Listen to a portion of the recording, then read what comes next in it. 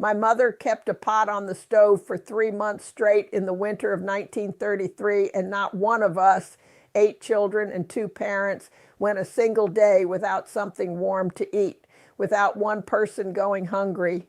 I was 5 years old. I remember standing on a small wooden step stool to reach the counter watching her work. The first thing she did every morning before anything else was check that pot before she did anything else. I remember the color of that broth, deep brown, almost amber, with a layer of golden fat on top. Every morning she would lift that fat off with a spoon, lift it off and save it in a jar for frying. People today throw away the very things that would have been the most valuable part of the meal. I am going to tell you about that pot today because I think most people have never seen anything like it, and I think a lot of people could use it right now. There is nothing in modern cooking that does what this pot did, nothing that wastes so little or stretches so far. My name is Edna Mae, and I was born in 1928 in rural Tennessee. Hit that subscribe button right now if you are new here so you do not miss what comes next. Some called it the Perpetual Pot. Some called it the forever soup. My mother just called it the pot. Here's how it worked. You never fully empty it. Every day you draw from the top, and every day you add back in bones, water, whatever vegetables you have. You replenish what you take, then you let it settle back down. What happens over days and weeks is something that has no modern equivalent. The broth deepens, the flavor compounds. The pot becomes more itself the longer it runs. Every bone leaves something behind. Every vegetable gives what it has into the liquid. The water picks up minerals, collagen, flavor, fat, and none of it is ever thrown away. During the Depression, families who had a pot like this were better off than families who did not. That simple. You could stretch one chicken carcass into a week of meals. Neighbors who had nothing would bring what little they had, a carrot, a parsnip, an onion, and take a bowl home in return. You begin with bones, whatever you have. Beef soup bones, a chicken carcass, ham hocks, neck bones. The fattier and bonier, the better. During the Depression, bones were cheap, sometimes free from a butcher who was glad to be rid of them. Cover the bones with cold water, and cold, not hot, in the largest pot you own. Bring it up slowly to a boil and then skim. This is the part most people skip, and it is not optional. The scum that rises when bones first boil is impurities, dissolved blood, proteins you do not want in the finished broth. Skim them off before they cook back in. My mother skimmed patiently. She did not rush this. She waited until the liquid ran clear. Then she added a splash of apple cider vinegar, just a tablespoon or two.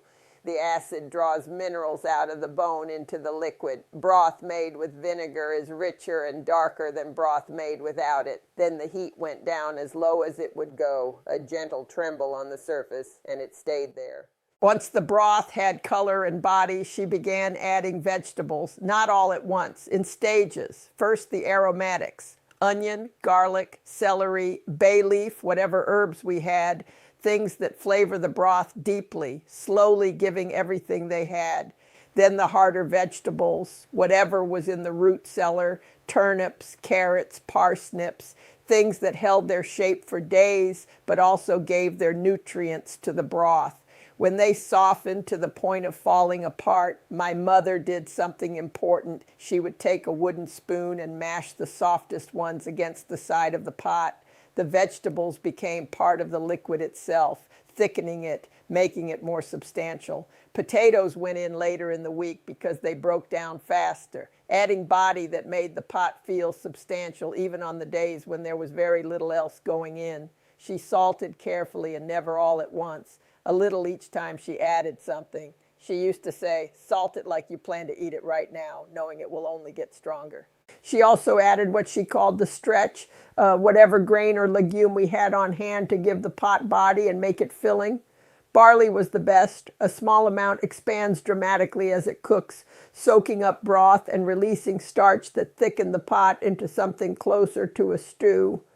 Half a cup of dry barley added midweek could keep a family fed for 2 additional days. A half cup of dry barley added to a large pot costs almost nothing. It makes the pot go from a light broth to something genuinely filling at almost no cost. Dried beans were the other option. Soaked overnight and added Tuesday or Wednesday, they absorbed the accumulated flavor of everything before them, tasting every bone and vegetable that had gone in before them. If we had stale bread, and we always had stale bread, she would tear it in chunks and add it in the last hour. It dissolved into the broth, thickened it, and turned thin soup into a full meal. This is the part people worry about most, and rightly so. Here is the rule: non-negotiable. Bring it to a full rolling boil once every single day. Not a simmer, not a gentle bubble. A full, vigorous rolling boil, held for at least 5 minutes. My mother did it every morning without fail. Once it had come to a full boil, the pot was safe for another 24 hours. Then you repeat. Do not leave it at room temperature for hours. Either it is on the heat or it has been fully boiled and is resting covered. That is it.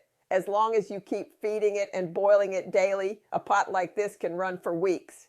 Let me walk you through what one actual week might have looked like in my mother's kitchen.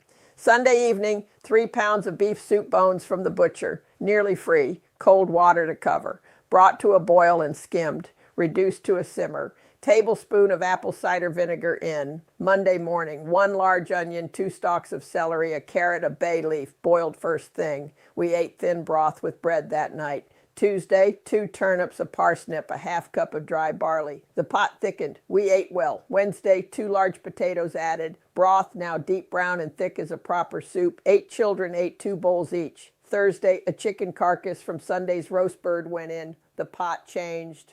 Fuller, richer, more complete. We had it with cornbread. Friday, the vegetables had dissolved almost entirely into the broth. My mother skimmed, mashed, adjusted the salt. Everyone ate until they were full. Saturday, full boil in the morning, last of the bones cleaned out, salt adjusted. We ate from it twice that day.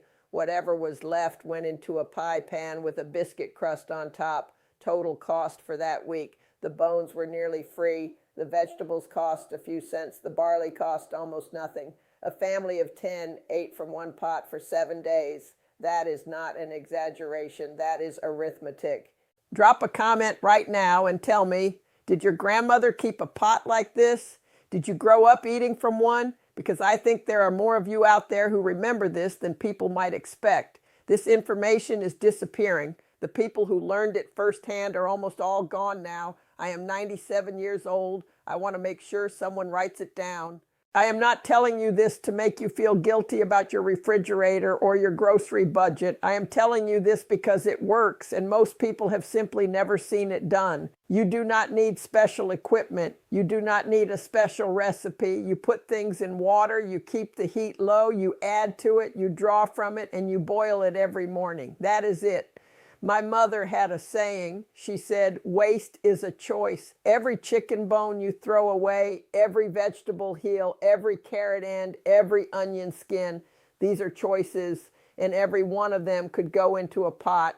I think about them now every time I open a refrigerator and see things quietly being forgotten. If you found this useful, please share it with someone. One person who is worried about the price of groceries, one young family just starting out, one neighbor who is throwing away things that could feed them. Until next time, take care of yourselves, take care of your families, and remember, your grandmother knew more than you think.